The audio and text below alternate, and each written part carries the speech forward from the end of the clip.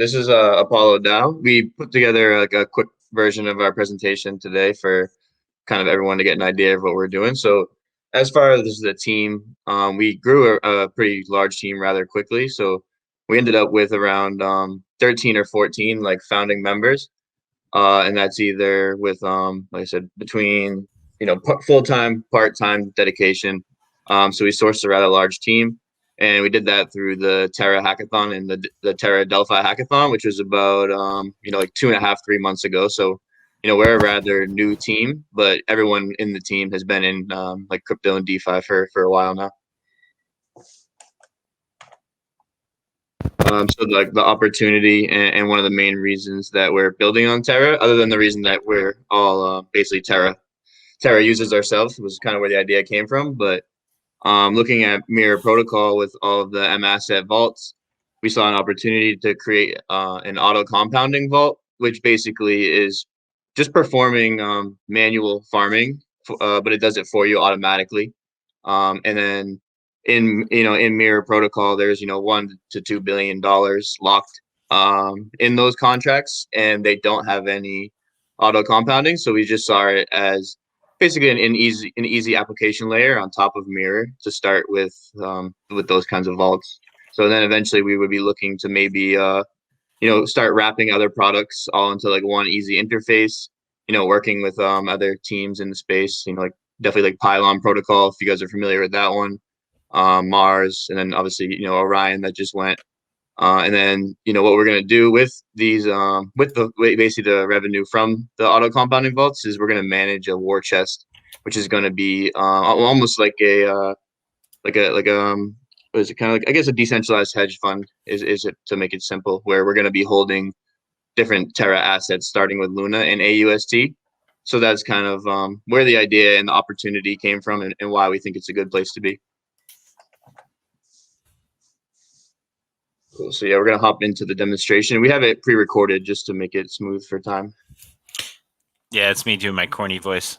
It's all good, man. Can you hear it? Is the audio piping? Then we might need to hear your corny voice in real life. It's all good. Right, we'll start again, and maybe you can narrate it. All right, let's see if I could track exactly what I'm doing there.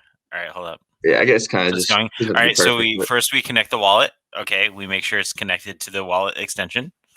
That's a testnet wallet. So if you guys try to dox the wallet, I'm sorry, it's just testnet.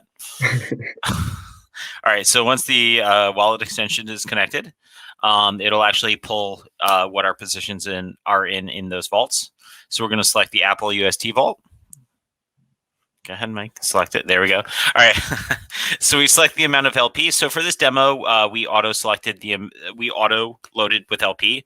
In the future, we'll have kind of like a zapper type effect where you just submit the UST and it will automatically split, pool, and stake. So you just have to have the UST in your wallet. All right, so there we go. So we submitted the LP tokens. And so this is actually working on testnet. These are our actual vault contracts on testnet. So that's why I'm now going to the Terra Finder. So I'm demonstrating for this demo that it actually hit the contract. So that is our testnet contract. And so now I'm going to withdraw the LP. I didn't give it enough time in this video for there to be any auto compounding, but I'm just showing that, your assets are not lost in our vault. You can take them back out. It's usually a good function. Yeah, exactly. We'll probably recut the video and try to do at least one auto compound. We do have a keeper bot that does that for us. So yeah, so now I withdraw, and then now I'm going to refresh Terra Finder just to demonstrate the fact that the transaction did happen on chain. And then now this completes the Apollo Farm demonstration. I didn't even be able to tell that was live and on flame. Yes, sir. Perfect. I think Bruce is going to explain a little bit about the tokenomics.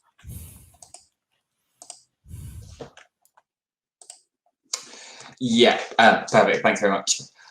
So in terms of the Apollo token, I think there'll be a lot of things that are familiar, but we've also tried to introduce a few novel things to the token as well. So starting off, it will be a governance token, so you'll be able to vote on proposals for the Apollo protocol, but really going to focus on things that are actually financially beneficial for our users. So stuff around boosting pools, distribution of tokens, and also governing the war chest that was mentioned earlier. In terms of the actual war chest, this will actually use to back the token value. So all of the revenue that we generate will be backing the token value, and this will create some pretty interesting dynamics. So it will create a price floor for the token. But it also, as we will be accumulating Terra-based assets, it will give us governance rights over these protocols, and also meta-governance rights for the Apollo token. I think this will be especially useful when we start to build and start to integrate closer with other protocols. We can actually have a say in their governance, and it can be controlled via the war chest. It can be also used for token buybacks and ensuring that we have long-term rewards for our platform users. So there'll also be the staking rewards and yield farming opportunities on the platform. So about 50% of our total token allocations will go towards our liquidity mining, and really just driving users to the platform, as well as promoting Apollo and distributing our tokens to the widest possible amount of users. So just one of the kind of more unique things about our token is we do have what's going to be known as the Z Apollo token. Relatively similar to something like the Curve or Pickle, they have DIL, but we're also going to provide the voting rights to our LP providers, who we often feel maybe are very important to the protocol but don't have as much say. So you'll be able to lock either your Apollo tokens or your Apollo LP tokens, receive the Z Apollo tokens, and from this you will be able to get access to fee sharing, to the governance, increased rewards, and vault boosting as well. Cool. And yeah, just to like summarize our roadmap. So the V1 is going to be a simple product with the auto compounding vaults. And that's going to be before we launch, token and governance and stuff. Other things that would be kind of interesting to look into would be leveraged yield farming, and then some delta neutral strategies. So, being able to farm things and have less of a risk of impermanent loss or losing, your initial principal. It was kind of something we were looking into. Other things, like I said, wrapping other products, making easier to use front ends, even if we're connecting to whatever the contracts will be on the back end. So just trying to make the entire user experience of yield farming and DeFi a lot simpler. Maybe get into integrating it with some savings accounts, depending on how things go over time. And then as for cross-chain, we are looking at developing on Solana. So we're looking at becoming possibly a validator over there, and as well as a yield aggregator. And then one of my main missions is also that to bring, basically, obviously it's going to be there, but bring UST pools to other chains.